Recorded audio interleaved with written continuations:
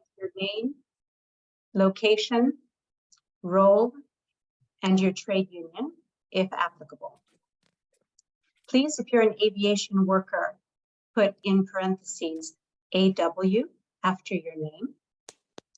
And if you require Spanish interpretation, please put ES after your name. And when we go to breakout groups, if you need interpretation, meaning you don't want to join a group in English, then please stay in the main room. So this event comes at a time when the aviation industry is facing a number of challenges, including big challenges to reduce its environmental impact. So the discussion that we're about to have is extremely important. With this event, we want to bring together aviation workers who are concerned about a sustainable future for the sector from different countries, different companies, and different trade unions, together with groups working on clean mobility, to share experiences, to network, and to strategize on how we can work together to make progress towards worker-led transition plans for aviation this year in 2023. This is a discussion amongst workers and groups working on clean mobility, so we ask that all participants respect the nature of this exchange. It is an open exchange and is not meant to be publicly communicated after. Then, turning to the agenda. So we have 2 hours together. The first 50 minutes will be inputs from different expert perspectives, but we're going to keep it lively. So we've got the chat function, and we encourage you to put your questions or comments into the chat.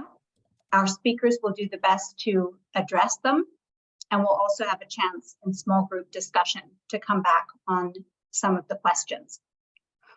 Then we're going to have 10 minutes where a few questions that have been raised in the chat will be selected to ask for a reaction from the speakers. And in the second hour, we'll have 20 minutes discussion in breakout groups, then a 20-minute plenary exchange on the results of the discussions, and a 10-minute wrap-up. All the presentations by the speakers will be shared. So let's get started. I'm going to give a quick introduction to our speakers. We have 4 speakers today. The first is Carlos Lopez de la Osa. He's a technical manager in Transport and Environment's aviation team, where he's working to help create a more sustainable aviation sector. He focuses on topics such as new aircraft technologies, and he is an aeronautical engineer by training. He worked for Airbus for 9 years before joining T&E. Next is Mila Shampu. She's the policy officer for aviation at the European Transport Workers Federation. And she's responsible for advocating for and representing aviation workers across Europe. This includes pilots, cabin crew, ground staff, and air traffic management workers. Next then is Sam Mason. She's a policy officer at the Public and Commercial Services PCS trade union, covering sustainability, climate change, trade, and international policy. She covers just transition issues for the union, and she co-authored a report with Tahir Latif, a former group president, on aviation democracy. Finally, last but not least, Finlay Asher.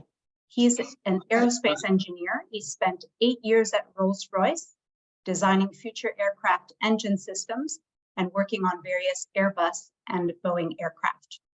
He co-founded Safe Landing in 2021. Okay, without further ado, we can move on, and I will hand over to Carlos Lopez de la Osa from Transport and Environment.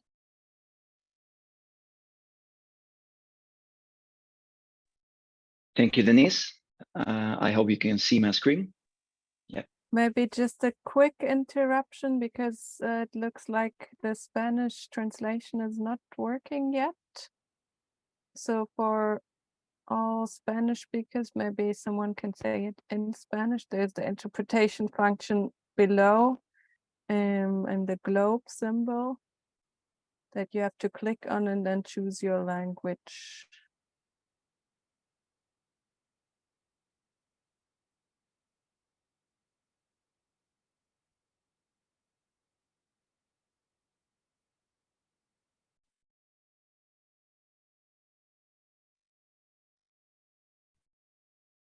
Okay, let us know. Let's see.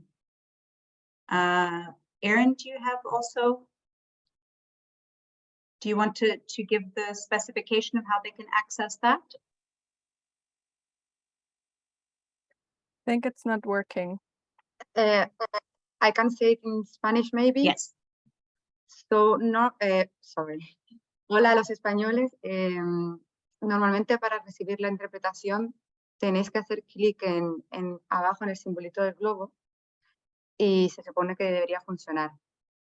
De todas maneras, podéis escribirme a mí por separado si seguís teniendo problemas en lo que el webinar sigue funcionando. ¿Vale? Gracias. Okay, thank you, Erin. We'll try to work that out and make sure that's working for everyone. And so back to Carlos, please. Thank you.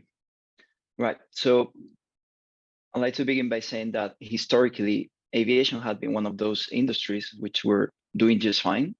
Strong orders, people want to fly more and more. So we will keep growing. The industry was looking very bright. But then until 2020, that year, we learned the hard way what a major crisis looked like. So air traffic plummeted and followed by massive layoff in the sector. Many people lost their jobs overnight, and suddenly aviation did not look like that safe sector with super secure jobs anymore. Now the sector is recovering, so traffic is going up and will soon surpass 2019 levels. The industry is following suit with announcements from manufacturers such as Airbus announcing a significant ramp up in A320neo production. But when it comes to jobs, there has been some struggle. So in many cases, work conditions worsened as a result of the pandemic, and they have not recovered at the same pace as air traffic. And this was, for example, visible last summer when staff shortages and strikes demanding better working conditions affected airports all over Europe. So now in this context, we need to add one crucial factor, which is climate change. So as a reminder for everyone, aviation is responsible for 2% of human-made carbon emissions, but at least 3.5% of global warming if we add non-CO2 effects as well. So finally, after decades of resistance claiming that aviation was only 2% of the problem, the industry has finally accepted that we all need to reduce emissions. And that means that the aviation sector needs to undergo its bigger transformation in decades. So the industry leaders came up with a plan, net zero by 2050. This was already approved by ICAO. And here you can see one of the scenarios on how to get there. So how to get to net zero by 2050. This was created by the Air Transport Action Group, which all the industry leaders take part in. And well, we could think that that's it. We have a plan. We can sit back and relax. Well, it's not that easy. So let's look a bit more closely at what this scenario means. This is based, so the current industry plan is based on 3 pillars: offset, availability of cheap, plentiful energy, and new technologies. But, 2 big buts. Emissions will be peaking after 2030, but the ICCT science says we need to reduce emissions now, not in 2030 or later. And there's no questioning of endless growth of the sector. Let's have a closer look at the three elements. First, offsets. So let us be clear from the start. Offsets are a fake solution. It's well proven that a big part of the offsets which are today on the market are really a fraud. They don't deliver the benefits that they claim. But even in the best of cases, where we could think of a forest plantation, which is perfectly verified, we live in a finite planet, and there's just isn't enough land to plant so many trees that we will need to offset even a part of aviation emission. So basically, we cannot offset our way out of the climate crisis, not even part of it. We need to reduce emission. Next pillar is SAF. So SAF is really a solution that reduces emission, and they have a big potential to mitigate the climate impact of aviation. But the industry plan to grow endlessly means that we will need a lot of biomass and energy to produce those fuels. And the problem is that, again, we live in a finite planet. We don't have infinite biomass and energy. So sustainable biofuels will only be able to supply less than 20% of energy demand of fuel for Europe by 2050. And let me stress the word sustainable, because we cannot destroy the rainforest to produce this fuel. And second, synthetic kerosene looks like a more scalable solution, but it does require a lot of energy. We will see in a second. Finally, new technologies, which are promising and exciting, but at the same time, they will be limited to shorter ranges. They will have a limited potential for decarbonization, around 10% by 2050, depending on the scenario. And they are also energy intensive. And I'd like to show you now one analysis that we did at Transport and Environment. We took the scenario of continued growth of aviation, and we said, how much energy would we require to produce the required fuel to power aviation by 2050? Taking into account the limited amount of biomass, and considering that we will need to scale up significantly e-kerosene and hydrogen as well. The result is that the aviation sector alone, if we continue to grow indefinitely, would require 1/4 of European electricity production by 2050 for their fuels. 25%, the aviation sector alone. So today we're in an energy crisis. We're asking people to lower their heating in winter. And we're saying that by 2050, we will have so much energy that we will be able to use 1/4 for aviation. And what about other sectors? What about homes, heating, industry, road transport? So this gives rise to many questions that the industry needs to answer. First, why can aviation emissions grow and increase until the mid-2030s when all the other sectors need to reduce before?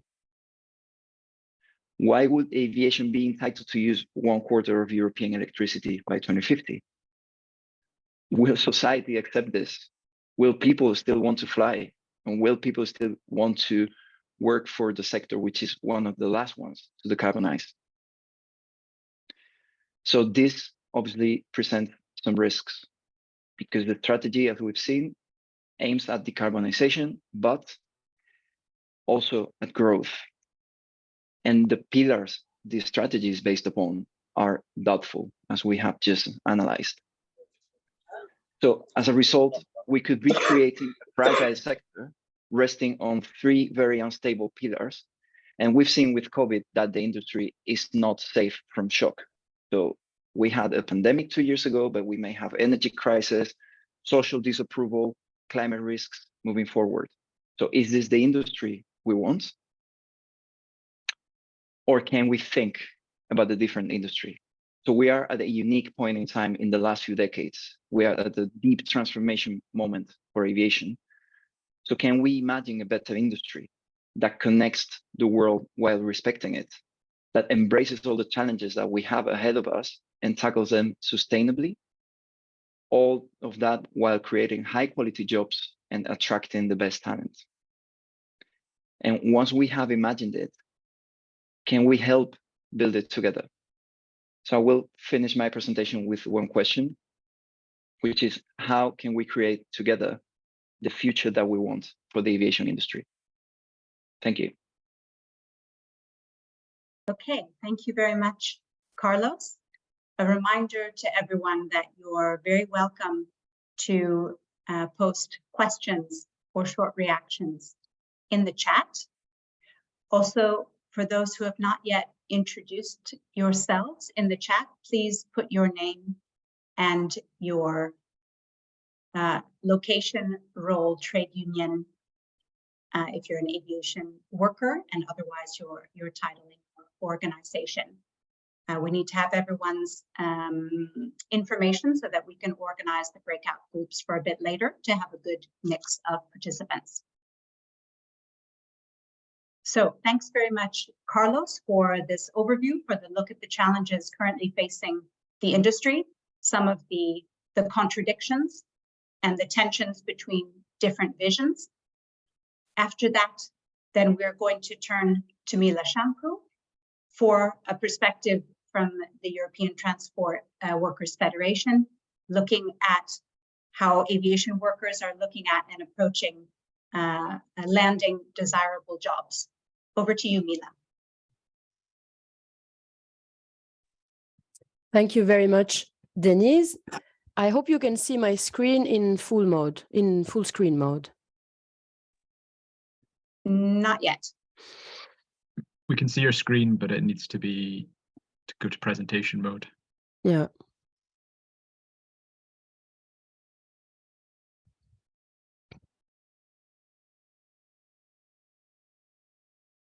Just bear with me for a second. I've done this 1,000 times and it never works when it should.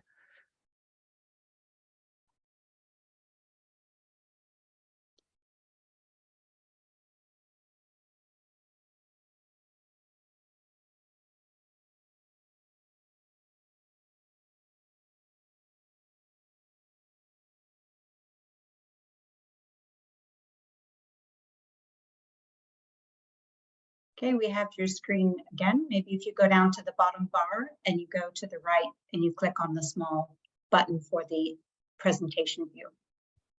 There we go. Now? Okay. Yes, go right ahead. Thank you very much, Denise, and to all of the organizers for inviting the ETF to give this presentation. I hope I will be as efficient as Carlos was with his presentation. I'm Mila Shamku from the ETF. For those of you who don't know, the European Transport Workers Federation is the trade union body for transport in Europe, all kinds of transport. I'm the policy officer for aviation. So can you confirm that you see the full screen or the black thing with the notes? So we've got some additional, like the next slide and notes, yeah. I don't know. We see the next slide, Mila, so I think you're fine. You can just go ahead. Oh, okay. So I wanted to present to you one of our latest endeavors, the paper called Landing Desirable Jobs. It's our political position on sustainable aviation. It took us quite a long time to put it together because the topic is quite complex, and as far as I'm aware, this is one of the few attempts worldwide to have union perspective on greening the aviation sector. So this is a collective work that was done with affiliates together with our Sustainable Aviation Working Group. We had the opportunity to talk to environmental NGOs and organizations. We talked with Transport and Environment, with Stay Grounded, with Greenpeace, with many others. And we made sure that our paper is also coherent with the ITF one, which is the global body, the Global Trade Union Federation for Transport.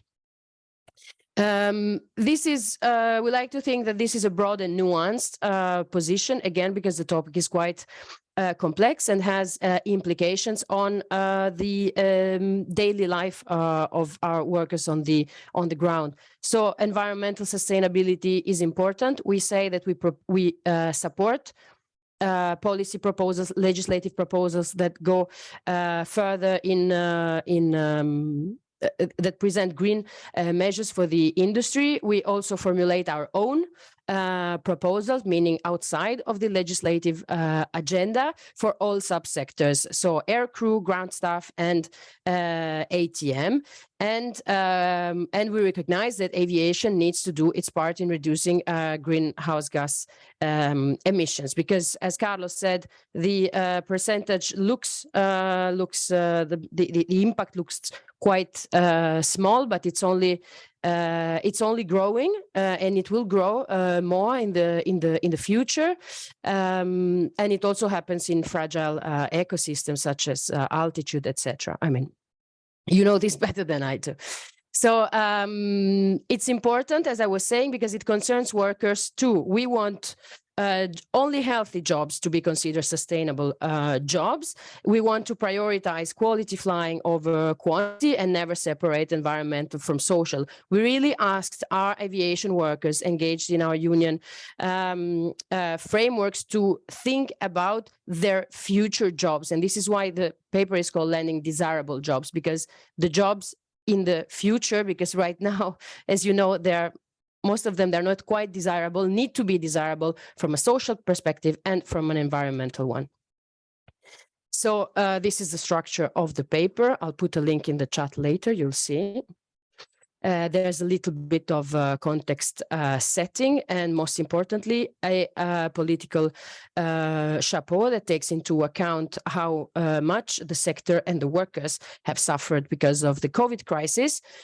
And we state that workers are also citizens. They care about the environment, they care about the future of their jobs, and they cannot be the ones to pay the price for environmental measures that will affect their companies. Aviation is a common good. We believe that traveling is a right. People will need to move. It's useful for work. It's useful for maintaining social bonds.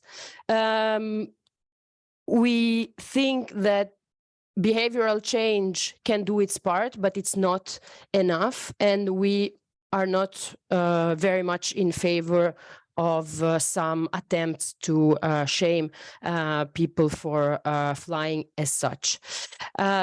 We also think that we need to travel within the planet's limits, though. So there are a few things that could be done starting now to emphasize quality flying, such as renewing old cargo jets that are more polluting, operating passenger jets at full capacity, and choose the most efficient route. The planet is fine is obviously a joke. It comes from a George Carlin routine that is quite old, where he says, the planet is fine, it's the people who are effed. So what about the workers? What about the workers in aviation? There are a few things that we have taken into account in our paper. And a small note to this, we've only considered proposals, measures, improvements that can be done right now without waiting for new technological advancements in some kind of a, futuristic hydrogen moment where every aircraft will be fueled with hydrogen. So we focus on what can be done right now. It doesn't mean that it's easy. It doesn't mean that we don't need money for this. It doesn't mean that it can be done overnight, but it means that if it's already possible right now to perform these improvements that I'm about to list very quickly. We have a big issue of concerning health, concerning air quality, because again, only healthy jobs are sustainable jobs in the industry, in the cabin, and also on the ground. I encourage all of you to go on YouTube and have a look at the reportage that was done on Dutch TV. It has English subtitles called the Hidden Secret of Schiphol, where they investigate the issue of ultrafine particles, jet blasts at the airport, and how harmful it is for ground staff workers. At airports, there's a lot that can be done with current existing technology, like electrification of airport operation, taxing by tow trucks, switching off the APU, having more renewable energy installation. Again, I've given this presentation a few times in the past, and I have also had comments by, for example, pilots that say, when it's too hot, I won't switch off the APU. This is not what we are proposing. We're proposing where possible, wherever it's possible for workers and passengers in that moment to do it. It would be good to start these good practices. On fuels and sustainable aviation fuels, we support SAFs. We support the fact that they will be probably incentivized.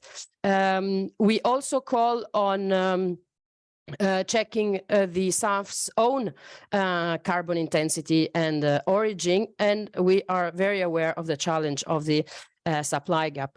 On the role of ATM, or better said, the role of airline and airspace charges, a lot could be done. Well, some improvement can come from route efficiency, both horizontally and vertically, knowing that this is not always possible. And sometimes the European Commission comes with proposals that have some hidden greenwashing behind, knowing that the priority should always be safety, and sometimes the straightest route is not possible because there are military operations or weather conditions, etc.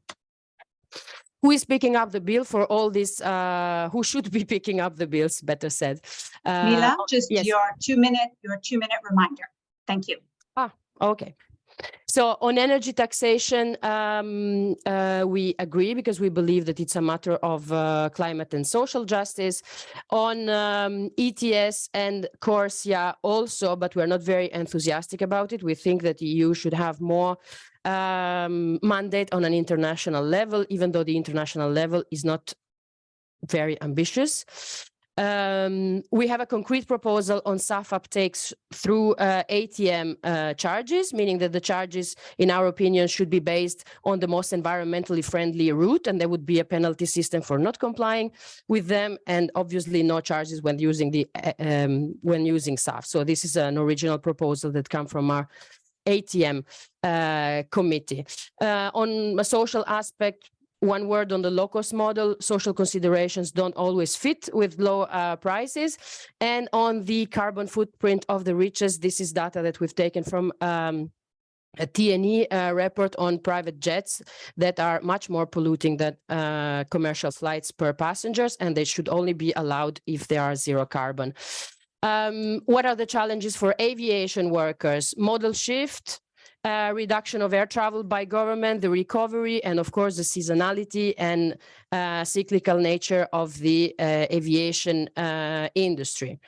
On just transition, again, aviation is a public good. We need greater democratic oversight on aviation companies, because even those that do not receive state aid, they have gotten some state-aided money through social protection mechanisms during COVID, and there should be more control on how they treat their employees and their layoff schemes, and how attractive their workplaces are.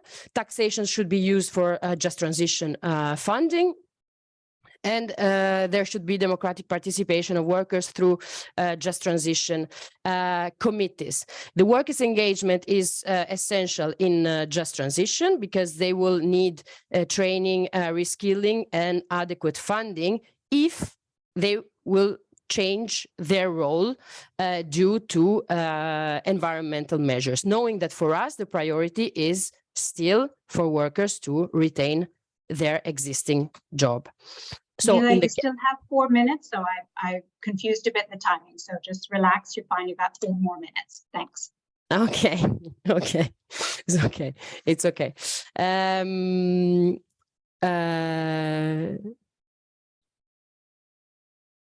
So I was saying, in the case of job losses, we would need a robust training program, and the worker should be involved at every step of the way on what this training program should be, and it should also include university education. It should, of course, come with at least equal pay and conditions in the new role. We believe that only union jobs are good jobs, so we would need to ensure union representation. And a good example of how just transition committees could be implemented, or better said, a good context where they could be put in practice in a first stage are, for example, airports. We call for the creation of just transition committees in all companies in order to avoid job losses, for sure, and plan for professional retraining. This is especially important in places where aviation is a major employer. I think of cities with big airports, but not only, even remote areas with ATM facilities, etc. So it was good that you pushed me to go faster, actually, because I'm done, and for the first time in my very few years of life, I'm actually ahead of time. Okay, thank you very much, Mila. Apologies again. Just to remind everyone that all of the presentations will be shared. So Mila said she knew there was a lot in her presentation, and you'll be able to have a look through as well afterwards. So thanks a lot for sharing with us this landmark effort that's articulated principles and immediate proposals that are uniting so many unions. Having looked at this angle, then we can turn to Sam Mason to look then at an example of an organizing model and how that could be used today with a few modern examples. Over to you, Sam, for 10 minutes. Thanks, Denise, and yeah, thanks to you all for the invitation to PCS to contribute to this event and a really important discussion. Just for a little bit of quick background for those who don't know PCS Union, we've got around 200,000 members that are predominantly based within the civil service in the UK, but within that we have a small but very important aviation section, which is currently around 1,230 members, which covers roles in air traffic management, regulation, airports themselves, mainly in managerial or supervisory positions, such as in airport security operations. Across these work sections, such as air traffic management, for example, there will be different unions that represent different work functions, and I think that's an important point to bear in mind as we have these discussions, and certainly in the example I'm going to give about a sort of previous worker organising. Just before I get into the main element of the Lucas Aerospace Alternative Corporate Plan, which I've been asked to speak on, I just wanted to highlight a couple of things from a PCS perspective. And one is that PCS has always argued that protecting the long-term security of our members in aviation means recognising the impact of flying on the environment and vice versa, and that any reduction in flying does not lead to an accompanying loss of jobs, but to a planned transition of workers to the jobs required in a greener aviation industry as part of a broader integrated transport system.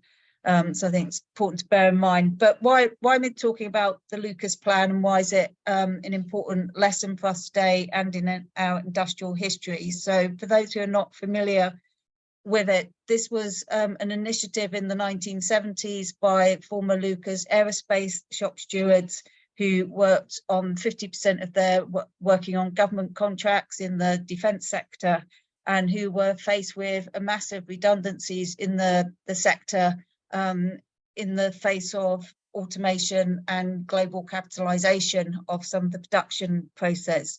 And this was a very different approach that they took to fighting for their jobs. That rather than obviously doing the traditional things we'd do as trade unions, obviously trying to bargain to save jobs within their plants, they actually looked at developing an alternative corporate plan using the skills and knowledge of the workers across 17 factories as it was at the time, but for socially useful production. So they looked at, what did society need? So they were very much driven by the fact that, people couldn't get kidney machines, for example, but they could build, precision bombing technology, that could isolate people. But then you had people, outside in your community who didn't have access to things like that. So they combined across unions and across grade skilled and unskilled workers within their plants to survey all the workers based on an idea of what socially useful products should we make. If you think about the knowledge of the plant that we have, the equipment that we have, the market, the economy, etc. And out of that came 150 ideas, which they then went away and actually distilled down into a number of very practical things that they could develop. And these range from alternative energy sources such as wind turbines to medical devices such as kidney dialysis machines. And I think the important point was it was about recognizing that they all had skills, both obviously learned skills that were qualified, but also what you call the innate skills that you learn on the job that are not necessarily codified in a way. And they came up with a very elaborate and produced prototypes of these things and took that to their employer, that these were things that they could start producing. Now, that wasn't successful in that sense. It got rejected by the company for a variety of reasons, and I won't go into those here, because I think the important points was about how they actually collectivized together, and also, as I say, across different unions and across different grades and skill sets, to make sure that they weren't a case of divide and rule by the employer, and recognizing that they needed to work together. Now, obviously today, and I'm still in touch with former Lucas Aerospace workers, the landscape is different, the production isn't the same, but I think it's a model, and which was felt at the time as a form of new unionism, of organizing from below, by workers using their skills and knowledge, and a form of bottom up planning, which we can use to obviously apply to the challenges that we have now, particularly obviously with the climate and environmental discussion that we've been having here. And I think one thing, just to quote from that, Mike Cooley, who was one of the leading shop stewards of the Combine, the way in which he said it is, we could be architects or bees. Therefore, the differences between workers reacting to demands of their employers, or better, that workers become the architects in their industries or sectors of the future that we want to see. And I think going back to answering that question that Carlos put at the end of his presentation, how do we do that? And just very quickly, as I know I'm running out of time, to just in PCS itself, and I know Tahir is here, the former PCS Aviation Group President, certainly developed some discussions about what the future of work could look like within the aviation sector, and have done a lot of thinking about how we get the sort of new deal, if you like, for aviation. And in the first wave of the pandemic, we did work with Green New Deal UK and Greenhouse think tank to develop a Green New Deal for Gatwick and its surrounding areas, so Gatwick in the south of England, which I'm sure many of you will know, Gatwick Airport. And there were thousands of layoffs, so excuse me. There's obviously aviation ground to a halt, so that was a detailed analysis of what skills and what jobs were needed within that area, and proposed a constructive, positive investment for quality, secure jobs that would meet present and future needs. Now, unfortunately, despite attempts to engage other trade unions and community groups and local politicians around that report that we produced, that didn't really go very far, and partly also, you know, we were in the height of the pandemic as well, but I think it's, you know, it's an important lesson between this kind of, that may be seen a bit more of a top-down approach to the kind of more bottom-up approach of obviously what the Lucas era space workers did. So I think, you know, a few lessons for us to sort of bear in mind in how we collectivise, you know, as workers, is the need for cross-union working across, you know, creating these kind of combines,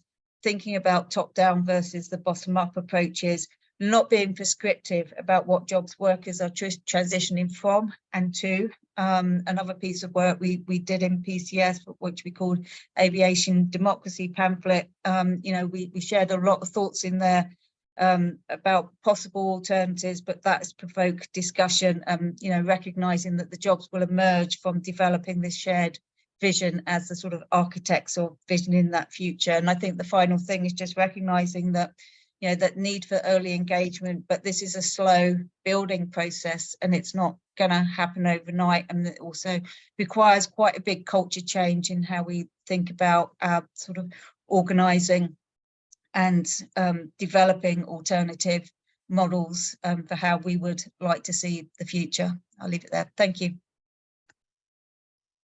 Okay, thank you very much, Sam, for sharing those learnings, for drawing out also some of the ingredients of successful approaches, looking at this inclusive approach, different types of workers, valuing diverse capacities in a united way to be able to weigh in on the future and the purpose of the sector with a social and environmental vision. So very important there.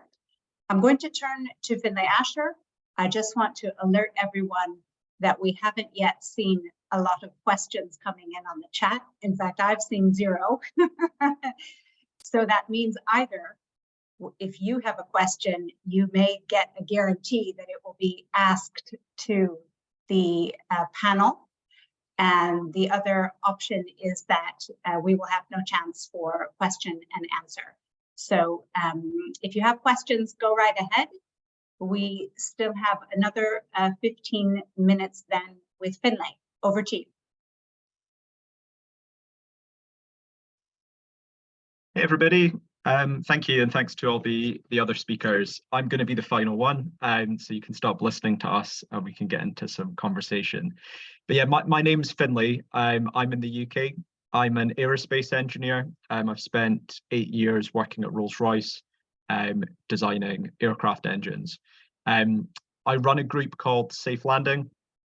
This is a group for climate-concerned aviation workers that are questioning the strategy of the industry, and we're looking at worker-led alternatives. So our website is safe-landing.org, and our email address info@safelanding.org as well if you want to get in contact and join the group.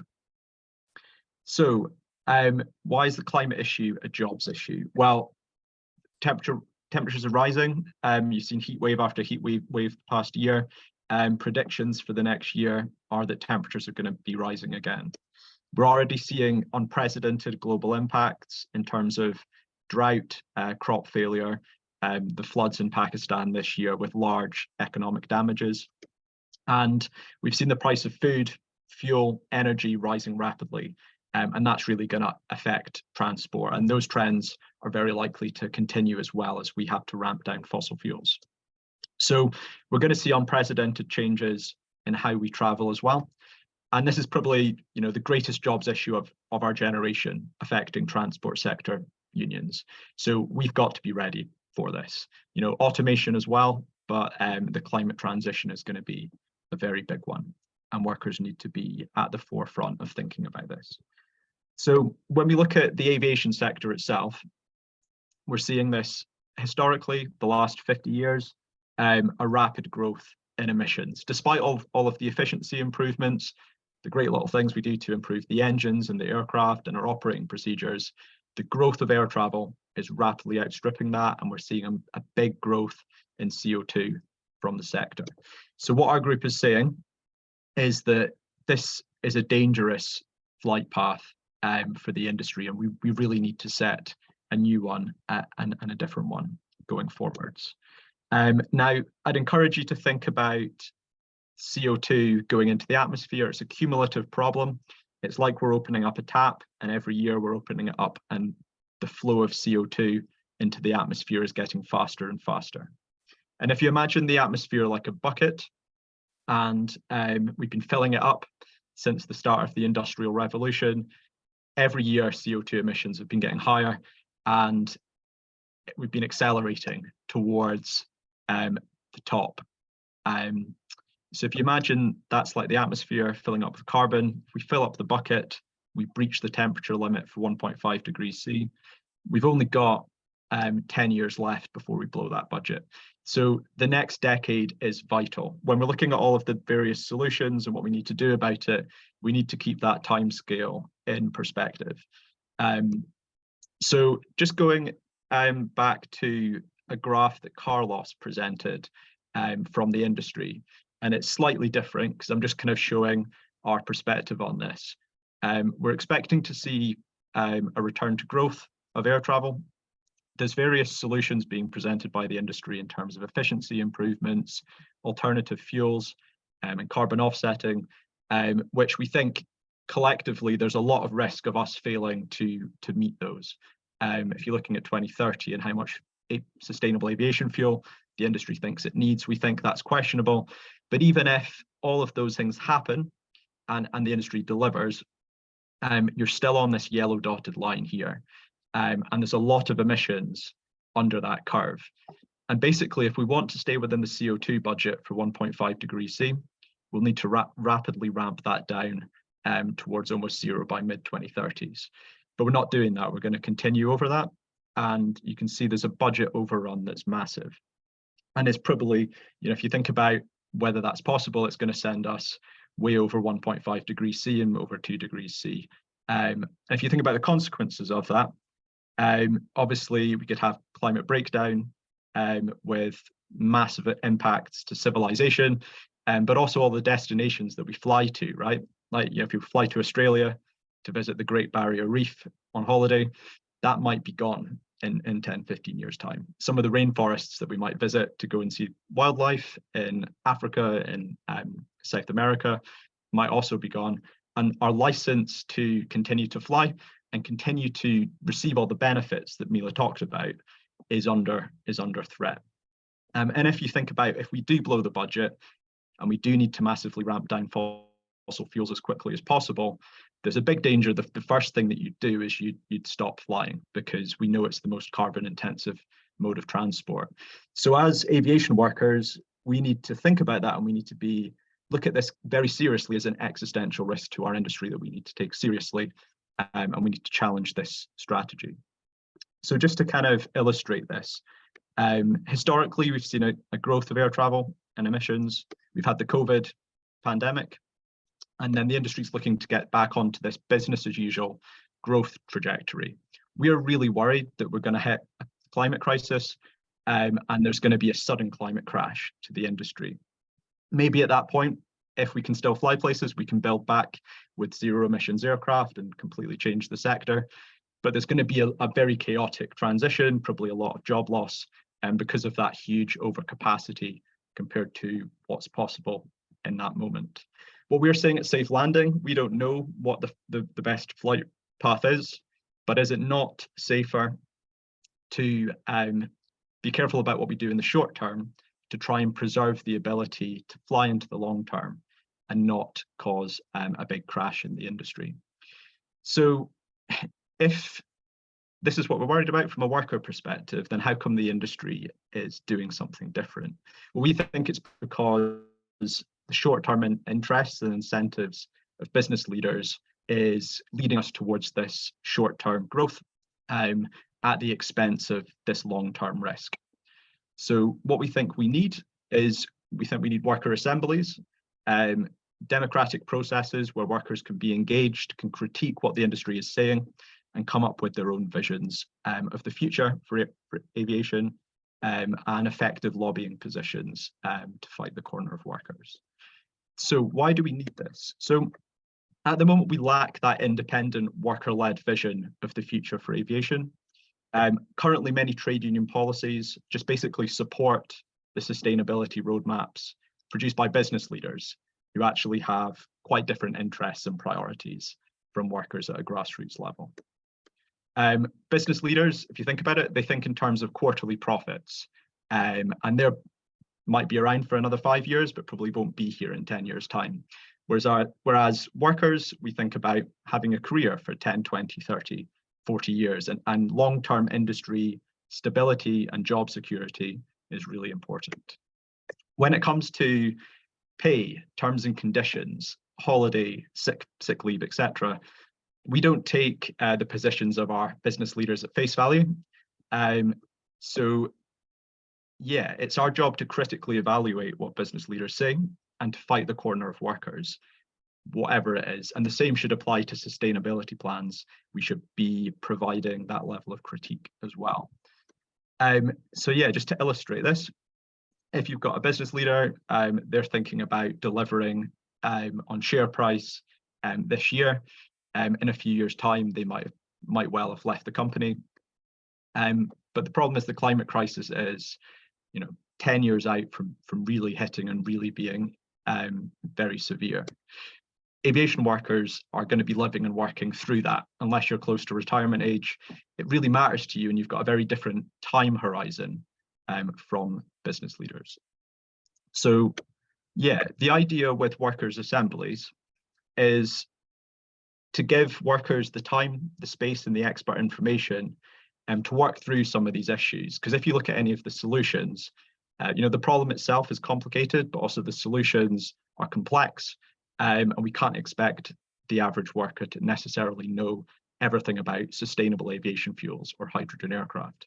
So it's important that we get experts in to present, to engage in questions and answers, and also to have a facilitated conversation between workers so we can arrive at collaborative, informed policy recommendations to go into union policies.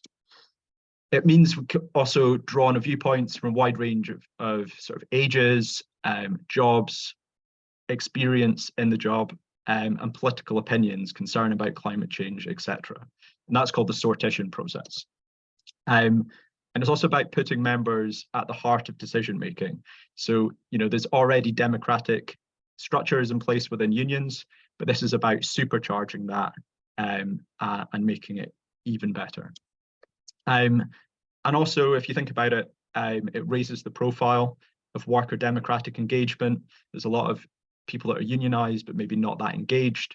And that's particularly true for young members. So this is a way of exciting younger members that tend to be less engaged, but also tend to be a lot more concerned about climate change. So how would this work in practice? Well, it's based on the deliberative democracy process that's been developed for Citizen Assemblies, which is a 3-stage thing. So you've got a learning stage to begin with, where you've got experts that present evidence with questions and answers. You've then got a period of deliberation, which is facilitated by expert facilitators.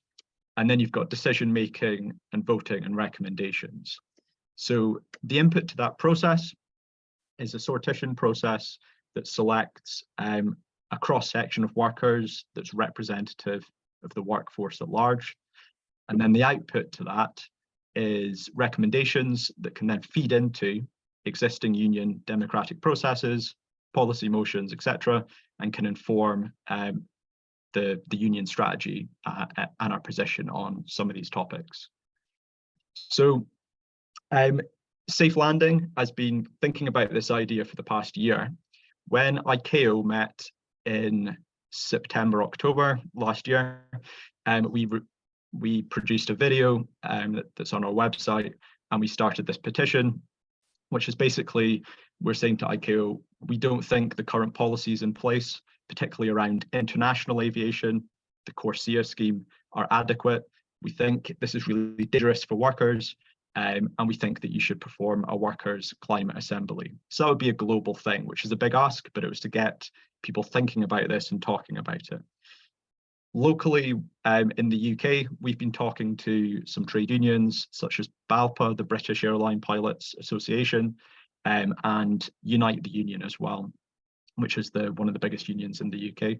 But what we're really keen to do is to talk to other unions and get other workers that are in other unions in other countries, also thinking about this and looking at how we can do something where we can be pushing our respective unions to encourage this idea and maybe do something across union boundaries and across country boundaries as well. We've got a kind of 2-minute video on our website that explains this, what I've just talked to you about now, and also gives a bit more of a description on there as well. So that's really the purpose of today. Is we're very keen to develop a network of aviation workers that are keen to critique the strategy of the industry, and also present like practical ways for us to work through these problems as aviation workers at a grassroots level. So the idea is we can have a bit of a conversation, but also looking to understand if anyone's interested in this idea and would like to work on it collaboratively with us, whether it's joining Safe Landing or whether it's just working with us and taking this and presenting it to your unions as well. So yeah, I'm going to share this form in the chat, which is for you if you want to sign up to that. You can fill in the form, and you can also sign up to our group by going to our website and entering your details. So I'll stop there, and hopefully, yeah, just about on time. Excellent. Thanks very much, Finlay, for helping to draw together some of the different elements, picking up also from the other speakers and bringing that together into a concrete proposal that also connects back to what Mila shared about the idea or the proposal or the ongoing work looking at just transition committees. So I'm glad that I have encouraged people to raise some questions in the chat. So we do have a few questions. I'm going to put a hold on the question from Raul that's a bit broader on also the impacts on other continents, but I encourage anyone who wants to reach out to Raul if you want to engage on that broader question. And I'm going to come back and raise a couple points, and I'm going to ask each of the speakers to choose what they'd like to react to most during 2 minutes. So we have a question of whether the proposals in the ETF Landing Desirable Jobs paper are enough to reduce emissions to the level needed, and also looking at the aspect of aviation actually being mostly for the richer travelers today. So considering also the societal value, if we link back to the questions raised in the Lucas plan, the social purpose. So the questions raised about demand management or demand reduction. And I can tell you that in the Travel Smart campaign of Transport and Environment and our coalition with our different members that are also represented here, we're looking at how to keep reductions in corporate travel that were experienced under the pandemic, and looking at also shifting some of that travel to either virtual collaboration or to rail travel on certain continents. For sure, that's easier. But there are different ideas and different kinds of work going on. So yeah, to what extent demand management and reduction? And then a final question about also how best to balance between the immediate concerns of workers as to job security with some of the longer term threats of climate change, even if they're manifesting themselves now already. So with those key points, Could I turn first to Mila? So please, everyone, my speakers, 2 minutes each. Just pick up what you'd like to comment most on, quite short and sharp, please. Yes, short and sharp. About the first question, whether we think that our proposals are enough to comply with what the IPCC says, I think it doesn't take a climatologist to realize that no, they're not enough. But we have taken a different perspective on this work. We represent aviation workers. We want to be part of the debate. We want to be protagonists of the debate. And what we know are what we experience every day in our workplaces. And this is why we put together what we want, what we would like to see for the future, with a few concrete proposals of things that could be done right now to improve operations from an environmental point of view. For sure, switching off the APU won't solve climate change and the impact that aviation has on climate change. If you allow me to be a little bit provocative on this. I saw that there was another question regarding a doubt on whether our position would be a barrier to reducing flying. I'm not sure. I'm not sure that the impact of this paper would be so granular, first of all. And secondly, we don't have we think that we should prioritize quality flying over quantity. We don't have a consensus on capacity development within our organization, the ETF, but I am not sure that, again, if you allow me a joke, that employers will decide to reduce flying because their worker representatives say so. And this is a provocation, huh? Okay. It doesn't, I'm not sure that it will happen like this. So the paper itself, our position will not be a barrier to reducing flying. Okay. If it's necessary, we would like, if it's necessary, this is a model shift that we are okay with, as long as just transition is ensured for the workers who are concerned by this shift. And as long as these policies are comprehensive enough not to create loopholes. For example, not to decide not to lay over in Charles de Gaulle because there is no connection to Lyon anymore, and to lay over in Amsterdam because the law doesn't apply in the Netherlands. Again, to put it simply. Okay, Mila, I'm sorry.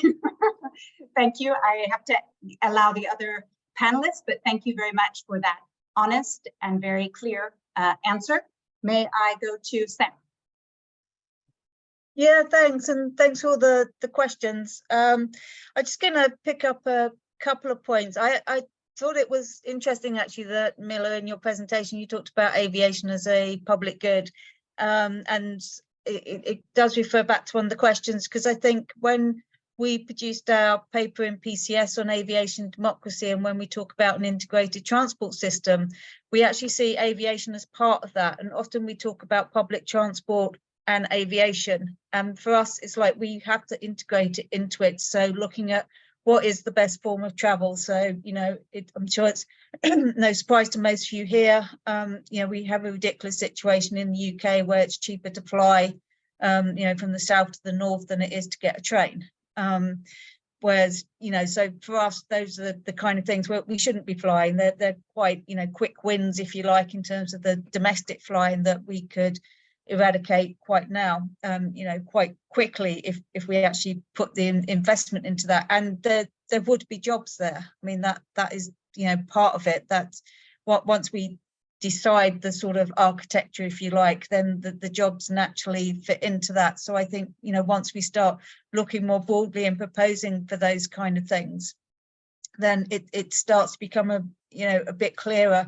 And I think one of the points is also about linking up. I mean, it really struck me, and again, I think it was in Carlos's presentation about 25% of energy demands going to aviation. I mean, that's just quite staggering. We know that energy demand is going to triple by 2050, but that's because we're putting more and more demands on energy per se, so we have to sort of limit as well. So I think we need to integrate some of those discussions as well. And in terms of there was that question about squaring the circle on aviation, and where there's an economic dependency, particularly on some countries.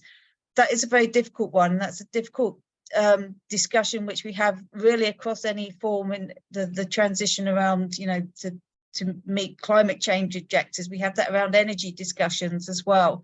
And I think we have to be very conscious, and certainly we always think of this in PCS, that whatever we advocate can't just be what's good for us in the here and now, but how does that play out across the Ps for other workers, other communities, and across all the sort of strands of equality, if you like, and post-colonialism, and not recreating the structures that we have now. And I think, one of the things in response to this, just to wrap up very quickly, I think it's been points been well made.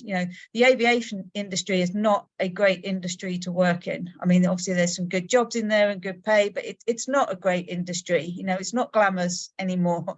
It's always on the boom and bust cycle, a bit like the oil, the fossil fuel sectors. Workers are always on the redundancy end of that.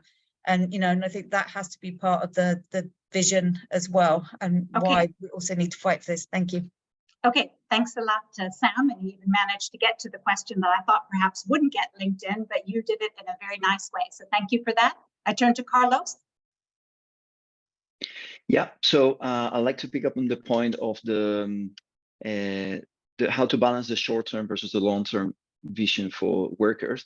I'll say 3 points. Number one is education. So we need to share this information, which today is not widely known. So that's point number one of what Finlay has described in the Workers Assemblies.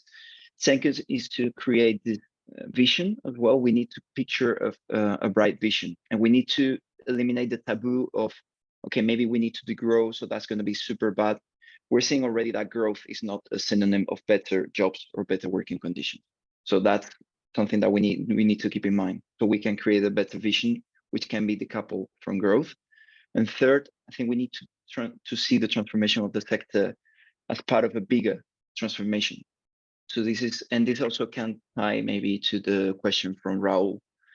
So of course, there are some sectors of the economy which are very reliant on aviation today, but can we think of different ways of doing things? For business, travel is clear. Can we think of doing more virtual meetings instead of just traveling every week to see somebody?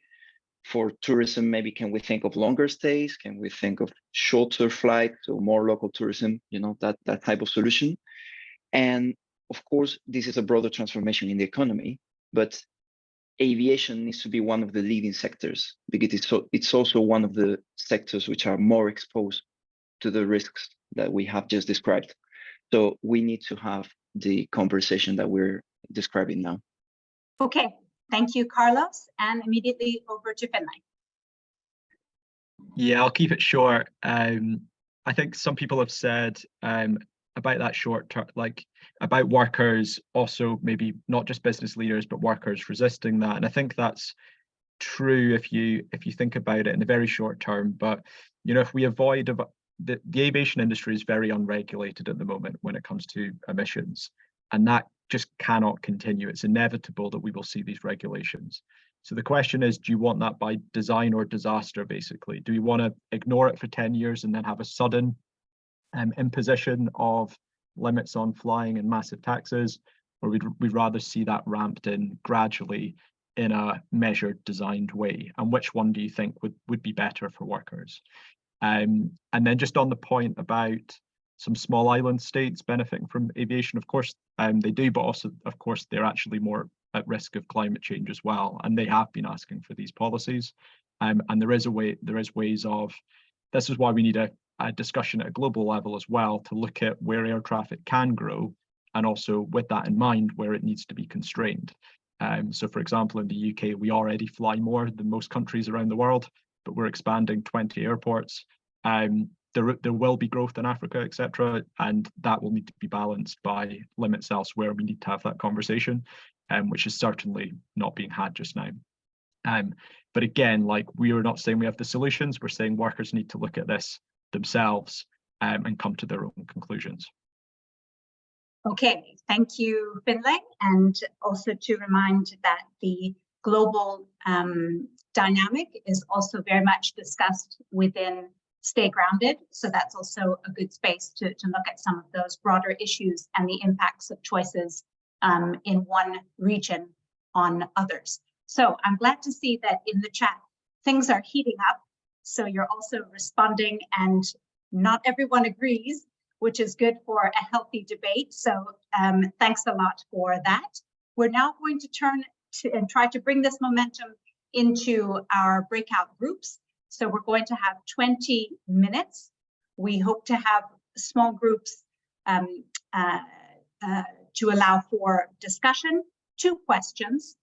One is whether you have already been involved in discussions that are related to this topic in your union, in your space, and what have been successes and challenges. And the second is whether, see how you look at this worker assembly concept. Could this be useful for approaching these discussions? And would you be interested in working on this, developing this going forward? So 2 questions. We're going to have then a chance, so we'll have some notes. We'll have the one person who could just bring in the 1-2 key elements when we come back, probably just one main point actually. So we're going to go directly into the breakout groups and come back in 20 minutes. So see you in a small group and see you in 20 minutes back with us in plenary. Probably you're just back and you were perhaps in the middle of still exchanging as we were. So that's on the one hand frustrating, but on the other hand, yeah, we have to deal with our time constraints, and maybe you've got the ideas fresh in your head. So I'm going to call on each working group and ask if you can just share a main point from your exchange that you think would be important to take into account going ahead. So can I start with group 1, please? Yeah, the main takeaway from our group was that education is key, both to industry leaders, but equally to aviation workers themselves.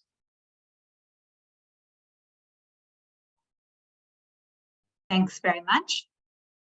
Very helpful to be so clear. Group number 2. Hi, Cormac here. We discussed the technology that is coming and maybe the fact that we are depending on technology that mightn't be beneficial, such as hydrogen. We discussed how workers across the sector have lost their rights, and they don't really have power anymore to influence change. And we've seen during COVID with the 28 different responses of the 28 different countries in Europe. So that was something that we highlighted. Another thing was the short haul travel ban in France, where it may be effective in France, but already we're seeing how that's being bypassed, and it would need to be a Europe-wide response. And that high-speed rail may not actually be a good economic solution. I think lessons should be learned from high-speed 2 in the UK, that it's a disaster. It's taken away workers from retrofitting, at the amount of carbon-intensive construction, where electric aviation may be a better solution in the near term. And we're looking forward to see the eVTOLs working at the Paris Olympics and what the future potential may be within the aviation industry. So. Okay, thanks very much, Cormac. Thanks for that feedback. Over to group 3. Yeah, so main takeaways is that the transport, not just aviation, needs a radical transformation, and it's essential that we all sit together in similar forums, because also there's the aspect of transition that needs to be looked at. So how maybe some workers will need to transition from one sector to another. So there's a need for well-planned processes for that. Also be aware, in some regions, we may not have the same opportunities for transition. So it's very much dependent on the country, on the local context. So that's very important to keep in mind. And finally, also one comment about the worker assembly concept is that it's generally perceived as positive, although maybe some more information is needed, but also to stress the role that unions can play in this type of assembly, because it's something which unions are already well equipped in many cases to channel this type of group. Okay, thanks very much, Carlos. Moving on to group 4. Yes, I was the note taker for group 4. There were no aviation workers in my group, but it was still a very interesting discussion with one person, Marie, from an environmental NGO, and Piotr and Lukasz from a Polish rail union. But we noticed that the rail union is actually also a very important partner to talk with, especially when we talk about switching jobs from aviation to rail. So they really should be also involved. But we discussed also about that, especially in Poland, but also outside of Poland, it's very difficult to talk about sustainability issues from an environmental point of view, and that it's really important to frame the discussion more in saving jobs, in or rescuing jobs, or in the economic impact it might have if we deal with this right now and not wait until everything crashes. So it's really about how we frame the discussion, so that we make sure that the people in the unions are open to listen to the arguments we have. Yeah, I think this was the most important discussion we had there. Okay, thanks very much, Michaela. Group number 5.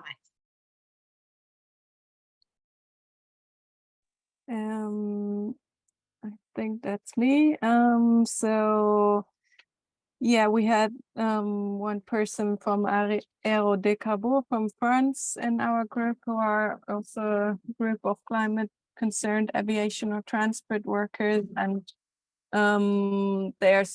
we'll still start the discussion about workers' assemblies after this event today and with their members. So yeah, we're looking forward to hearing the results on that. And about our other participants who are more from like NGO sides and stay grounded, I think what we discussed was how can we support workers' interest and unions' interest there, and for example, with the that Stay Grounded produced a guide on how to talk to unions, and a discussion paper on just transition, and that, yeah, in distributing that, we realized that it's often quite difficult to get in touch with the unions and workers, and that often there are not so many reactions, and that yeah, trying to push for the workers' assemblies and really get the people on the ground to organize should be the next step, yeah, for a transition. Okay, thanks very much, Anne. And group 6.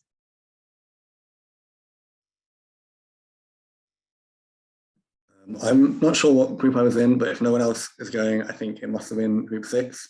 So I'll go for them. We had an interesting discussion.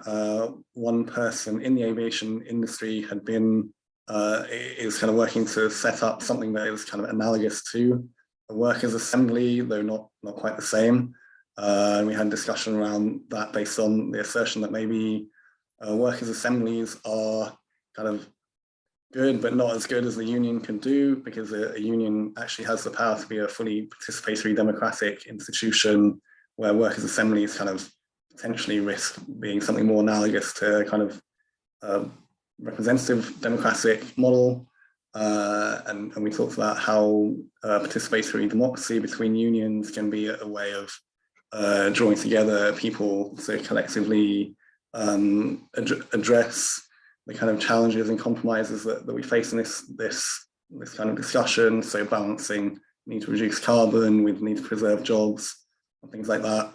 Balancing the facts as well that issues kind of span the whole economy, sectors outside of just aviation as well, and the whole, whole global society. And a kind of tangible example of that interaction was discussed, where someone was saying about how in Ireland the expansion of one airport led to the closure of other airports that then weren't able to compete. So there are effects where kind of preservation of jobs can, in some areas, can still kind of negatively affect other people. And the union has the power and the ability to kind of draw together people to make kind of overarching good decisions that take into account all these things. Okay, thanks very much, Ala. And group 7. I'm not sure there were more groups, Denise.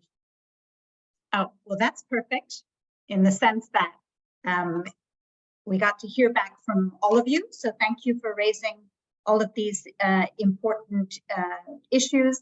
I think both the key elements that need to be considered, whether it's about reaching out further, more awareness, also thinking about the different roles that can be played in the Workers' Assembly or in the unions, but taking into account as well the bigger picture that we've heard about at the beginning of our webinar.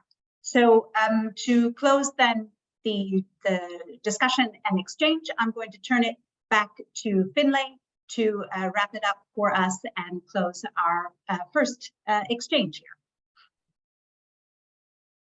Yeah, so well, firstly, thank you very much to the speakers for taking part, and thanks to everybody that's sticked around to the end to take part in the discussions and feedback.